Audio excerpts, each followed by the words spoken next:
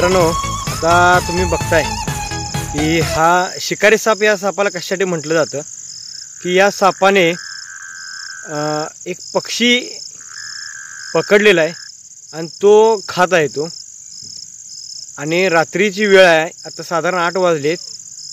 तर झाडावरती विश्रांतीसाठी असलेले पक्षी या सापाने पकडलेला आहे आणि तो खाण्याचा तो प्रयत्न करतोय. या सापाला डुरक्या घोणस असं म्हटलं जातं. हा यामध्ये अजिबात विष नसते, फक्त ताकद प्रचंड असते आणि त्या ताकदीचा वापर करून या सापाने या पक्ष्याला पकडलेला आहे.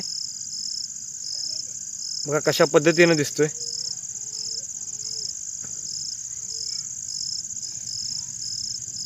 बघा आपण तिथं आलेलो आहे, तरीही या पक्ष्याला तो खाण्याचा प्रयत्न जो आहे तो कंटिन्यू चालूच ठेवलेला आहे. आपली बरणी काढा घेत आहे. बघा तिडा घातलेला आहे ते पूर्णपणे पक्ष्याला, जेणेकरून पक्षी निसटून वगैरे जाऊ नये आणि आवळून दाबत आहे त्याला, या कारणासाठी की तोंडात जाताना व्यवस्थितरित्या तो आत जावा.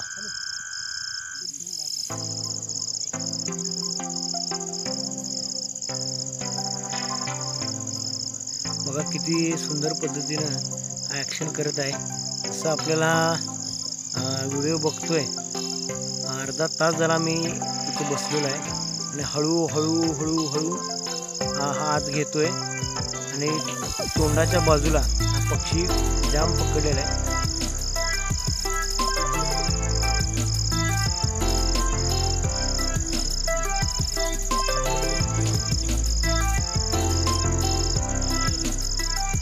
बघा त्या पक्ष्याला ओढून घेतलेलं आहे त्यानं आणि शरीर पूर्ण उलट झालेलं आहे त्याचं. कारण बघताय तुम्ही 70% हा पक्षी त्याने खाल्लेला आहे. साधारण माझ्या माहितीने तर तास ते 1.5 तास प्रयत्न करून हा पक्षी त्यानं घेतलेला आहे. अजून थोडा राहिलेला आहे.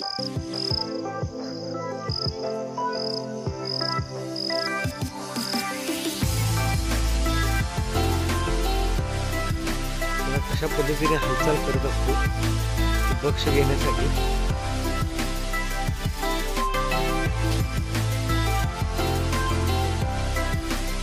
माझ्याबरोबर जे मित्र आलेले आहेत त्यांनी असं म्हणत होते की हा खाऊ शकणार नाही, कारण की पक्षी भरपूर मोठा आहे. फक्त निसर्गाची देण असते. सापाचे जे जबडे असतात ते निघू शकतात. ज्यावेळेला साप भक्ष घेत असतो त्यावेळेला तुम्ही बघताय जबडा पूर्ण त्याचा निघालेला आहे, आणि ज्या वेळेला भक्ष खाऊन जाईल त्यावेळेला ऑटोमॅटिक तो लॉक होऊ शकतो.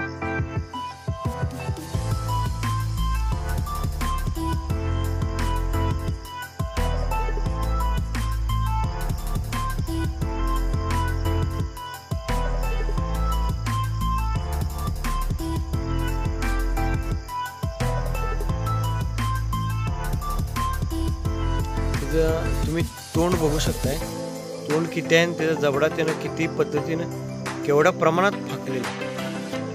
त्याच्या शरीराच्या साधारण दुपटी तिपटीपेक्षा तो जो त्याचा जबडा आहे तो फाकलेला आहे, मोठा झालेला आहे.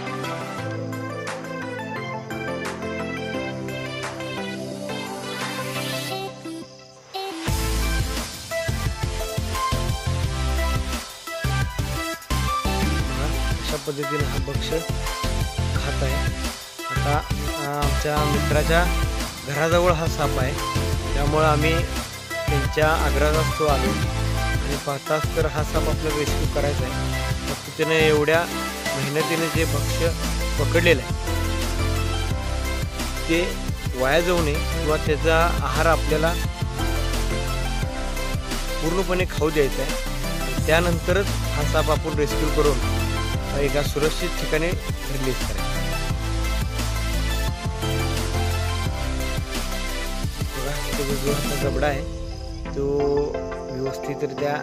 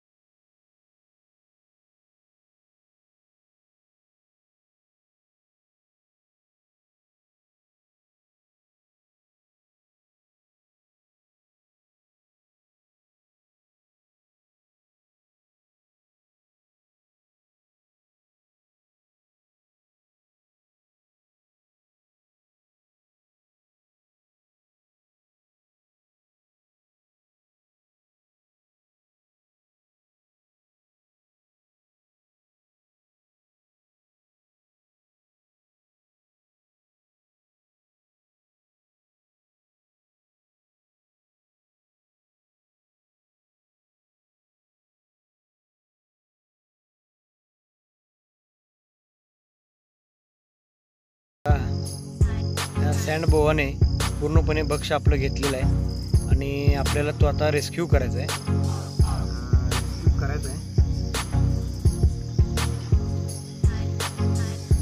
शिकारी साप याला म्हटलं जातं कारण की हा शिकार करून खात असतो. आता तुम्ही बघितलं आहे की कसं या पक्ष्याची शिकार यांनी केलेलं आहे. हा झाडावर चढू शकत नाही, परंतु जमिनीवरती शांत बसून पक्षी ज्या वेळेला कीटक किंवा त्याचा जे आहार आहे तो घेण्यासाठी तिथं आलेला असतो, त्याच वेळी हा त्याच्या ताकदशीर अशा जबड्याने त्याला पकडतो. त्याने शिकार घेतलेला आहे. अशा पद्धतीनं तो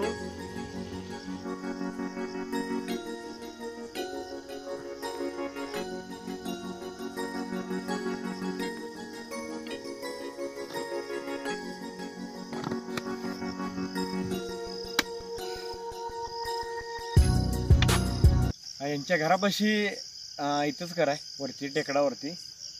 शेताकडील घर असल्यामुळं असे साप दिसतात, परंतु ह्याने आजपर्यंत 1-2-3 साप आम्हाला कॉल करून सांगितलेलं आहे की आमच्या इथे साप आलेले, आणि तो साप आपण रेस्क्यू करून योग्य त्या जागी रिलीज करतो. त्यामुळे कृपया करून कोणी साप मारू नका. साप आल्यास आम्हाला कॉल करू शकताय. 1 तासापूर्वी 1 तास वेळ घेऊन एक पक्षी पकडलेला होता, आणि तो पक्षी त्यानं खाल्ल्यानंतर आपण सुरक्षितरित्या त्याला पकडलेला आहे, आणि तशाच पद्धतीने आपण त्याला सोडायचं आहे. बघा जवळून आता तुम्हाला सोडताना दाखवतो.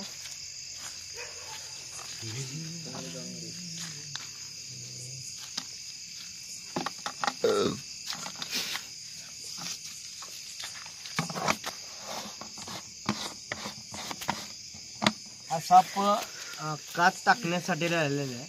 त्या शरीरावरती कात अशी निघत आहे.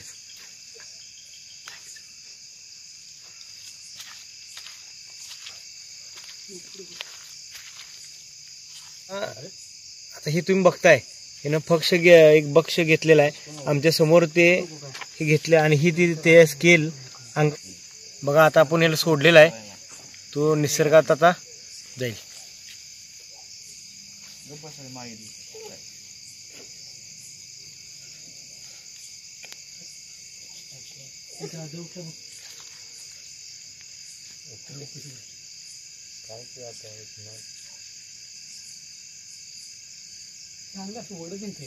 ते खाल्ले किती बघ मोठं.